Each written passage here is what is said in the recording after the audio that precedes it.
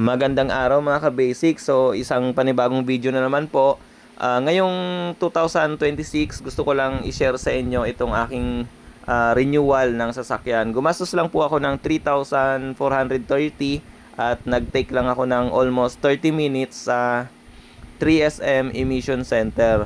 Bali, dito po, di mo na kailangan pumunta ng LTO para mag-renew ng inyong sasakyan. So, ang process po nila, sa una, papa-emission mo yung sasakyan, tapos pupunta ka sa cashier para magbayad.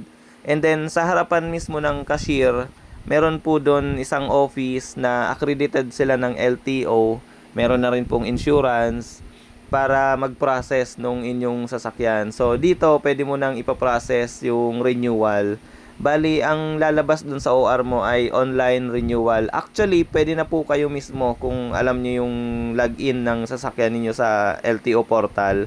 Pwede nyo i-register yun na kayo na mismo. Pero this time, dito lang po kayo magpapa-renew. Bali, online renewal siya. And then, yung payment, the same pa rin naman. And then, magkakaroon lang kayo ng plus 100 pesos para dun sa convenience fee para ma-access nila yung LMS portal ng inyong sasakyan, lalo na kung hindi pa yun nakalink sa mga account ninyo. Pero kung gusto nyo pong i-link sa account ninyo, ay kailangan nyo po talagang pumunta ng LTO. Pero since nga sa akin hindi pa naman siya nakalink at hindi ko, next time ko na lang siya ipapalink, so ang ginawa ko, sa kanila ko na pina-renew.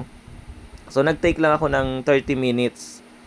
Parang not sure, parang hindi pa nga ganun katagal. Wala pang 30 minutes kasi medyo napakwento pa ako dun sa may guard pagdating dahil masyado pang maaga yung dating ko.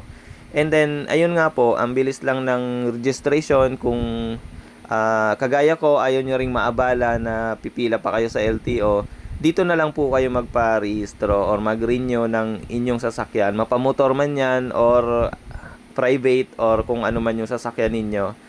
As long as na magpapa-emission kayo, as long as na gusto ninyo. So, ayun po, gusto ko lang i-share ito dahil maganda to para sa mga taga Las Piñas. Hindi mo na kailangan pumila sa LTO. So, ayun, maraming salamat sa panonood at sana ay nakapag-share po ako ng magandang idea. Maraming salamat.